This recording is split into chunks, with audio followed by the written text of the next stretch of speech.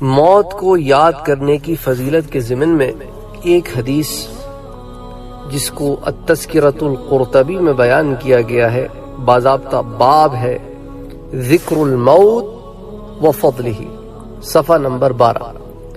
حضور اکرم صلی اللہ علیہ وآلہ وسلم سے عرض کیا گیا، یا رسول اللہ صلی اللہ علیہ وآلہ وسلم، کیا کسی کو شہداء کے ساتھ بھی اٹھایا جائے گا؟ یعنی کہ غیر شہداء میں سے کسی کو شہداء کے ساتھ بھی اٹھایا جائے گا؟ حضور اکرم صلی اللہ علیہ وآلہ وسلم نے ارشاد فرمایا، ہاں، اس کو جو دن رات میں 20 مرتبہ موت کو یاد کرتا ہو۔ اللہ عز و جل کا فرمان ہے، سورۃ الملک کی آیت ہے، خلق الموت والحیاة لیبلوکم ایکم احسن عملا، کہ جس نے موت اور زندگی کو پیدا کیا تاکہ تمہاری جانچ ہو کہ تم میں کس کا کام زیادہ اچھا ہے۔ اس آیت کی تفسیر میں حضرت سدی رحمت اللہ علیہ فرماتے ہیں کہ تم میں سے کون موت کو یاد رکھتا ہے، اس کے لیے بڑھ چڑھ کر تیاری کرتا ہے اور شدید خوف اور ڈر رکھتا ہے؟ وہ کہتے ہیں اس سے مراد یہ ہے، جسے شعب الایمان میں بھی باب فی الزہد وقصر العمل، اسی طرح جو ہے اس حدیث نمبر 10788 یہ بیان کیا گیا ہے، حضرت سدی کا قول جو انہوں نے اس کی تفسیر کی ہے۔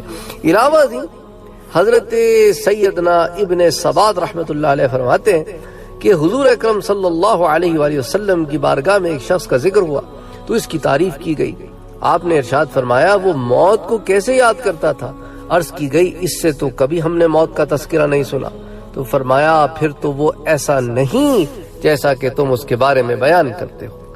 تو اسے مصنف ابن ابی شیبہ نے کتاب الزہد میں، اس کو مصنف ابن ابی شیبہ میں کتاب الزہد میں یہ روایت آئی ہے، تو ابن ابی شیبہ نے اس کو جمع کیا ہے اور باضابطہ باب میں انہوں نے اس کو باندھا ہے۔ حدیث نمبر 27 کہ باب ہے ما ذکر عن نبینا فی الزہد، تو اس کو حدیث نمبر 27 کے اندر یہ حدیث شریف آتی ہے۔ اچھا، حضرت سیدنا سہل بن سعد رضی اللہ تعالی عنہ سے بھی اسی قسم کی ایک حدیث منقول ہے، اور پھر بعض بزرگوں نے فرمایا کہ جو موت کو کثرت سے یاد کرتا ہے وہ 3 باتوں کے ذریعے عزت پاتا ہے۔ ایک، توبہ کی جلد توفیق، دوسرا دل کی قناعت، تیسرا عبادت میں چستی، اور جس نے موت کو بھلا دیا وہ 3 باتوں میں گرفتار ہو جاتا ہے۔ ایک، توبہ کی تاخیر، دوسرا بقدر ضرورت رزق پر راضی نہ ہونا، اور تیسرا عبادت میں سستی۔ حضرت سیدنا عبدالعلا تیمی رحمت اللہ علیہ نے فرمایا، اچھا یہ پہلے یہ بھی بتاتا چلوں کہ یہ جو 3 باتیں ہیں نا، کہ جس نے موت کو کثرت سے یاد کیا اس میں 3 باتیں یہ پیدا ہو جاتی ہیں، اور جس نے نہیں یاد کیا اس میں یہ 3 باتیں پیدا ہو جاتی ہیں۔ اسے بھی التذکرۃ القرطبی میں بیان کیا گیا ہے، اور یہ حضرت سیدنا عبدالعلا تیمی رحمت اللہ علیہ کا جو قول ہے، جو ابھی آپ سے سامنے میں ذکر کروں گا، یہ حلیۃ الاولیاء میں آتا ہے۔ تو وہ بیان کرتے ہیں کہ 2 چیزوں نے میرے لیے دنیا کی لذت ختم کر دی، ایک موت کی یاد، دوسری اللہ کے حضور کھڑے ہونے۔ اللہ اکبر، من خاف مقام ربہ، وہ جو اپنے رب کے آگے کھڑا ہونے سے ڈرا۔ اللہ اکبر، اللہ اکبر۔ یہ بزرگان دین کی جو زندگیاں ہوتی ہیں نا میرے بھائیوں اور میری بہنوں، یہ قرآن کی تابع ہوتی ہے، حدیث کی، سنت کی تابع ہوتی ہے۔ اسی طرح ایک بزرگ نے اس فرمان باری تعالی، یہ سورۃ القصص کی آیت ہے، وَلَا تَنْسَ نَصِيبَكَ مِنَ الدُّنْيَا، اور دنیا میں اپنا حصہ نہ بھول۔ اس کی تفسیر میں وہ فرماتے ہیں کہ اس سے مراد کفن ہے۔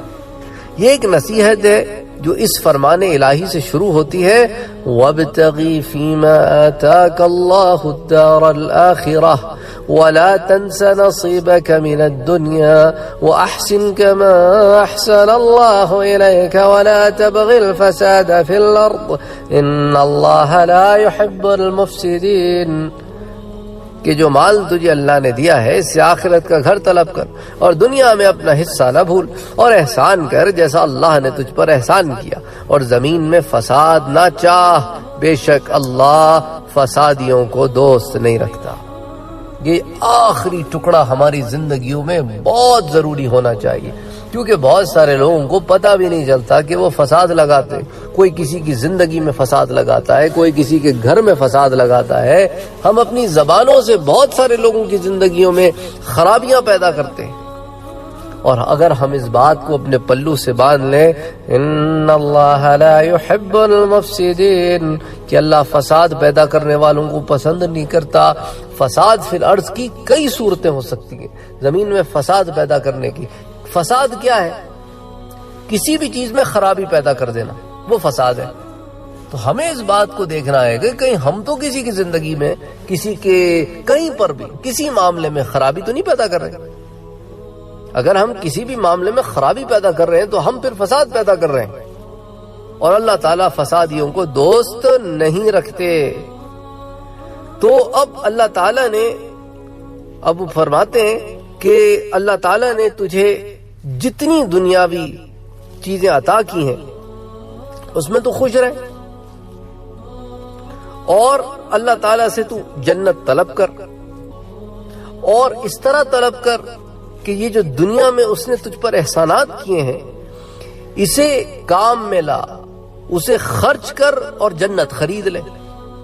اچھے کاموں میں خرچ کر، جو دنیا میں اس نے تجھ پر احسانات کیے ہیں اسے ایسی راہ میں لگا کہ جو تیرے لیے جنت کی راہ آسان کر دے، اور یہ مت بھول کہ تو نے اپنا سارا مال یہیں چھوڑ جانا ہے سوائے اپنے حصے کے، اور وہ کفن ہے۔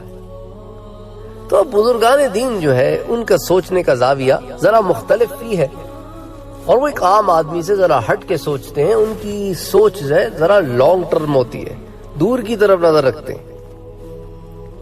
حضرت ابو ہریرہ رضی اللہ تعالیٰ عنہ فرماتے ہیں کہ ایک شخص نے حضور اکرم صلی اللہ علیہ وآلہ وسلم کی بارگاہ میں حاضر ہو کر عرض کیا کہ یا رسول اللہ صلی اللہ علیہ وسلم، کیا وجہ ہے کہ میں موت کو پسند نہیں کرتا؟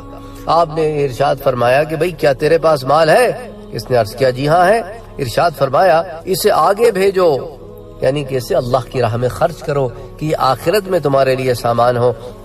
یہاں جو تم نے اسے جوڑ کے رکھا ہے اس لیے دنیا چھوڑنا نہیں چاہتے، کہ مومن کا دل اپنے مال سے جڑا رہتا ہے، اور جب وہ اسے آگے بھیج دیتا ہے تو اس سے ملنا پسند کرتا ہے۔ یعنی کہ اب تو اعمال صالحہ آگے چلے گئے نا، اعمال صالحہ آگے چلے گئے کا کیا مطلب ہوا کہ اب اللہ تعالیٰ کے ہاں اونچا مقام ملے گا، تو اب وہ اونچا مقام اللہ تعالیٰ کے پاس تلاش کرنے کے لیے آگے جانا پسند کرتا ہے، اور اگر پیچھے چھوڑے رکھے تو دل بھی اس کے ساتھ پیچھے رہنا پسند کرتا ہے۔ سبحان اللہ، سبحان اللہ۔ تو یہ حدیث شریف جو ہے وہ حلیۃ الاولیاء میں آتی ہے، حدیث نمبر 4450 اور 4451۔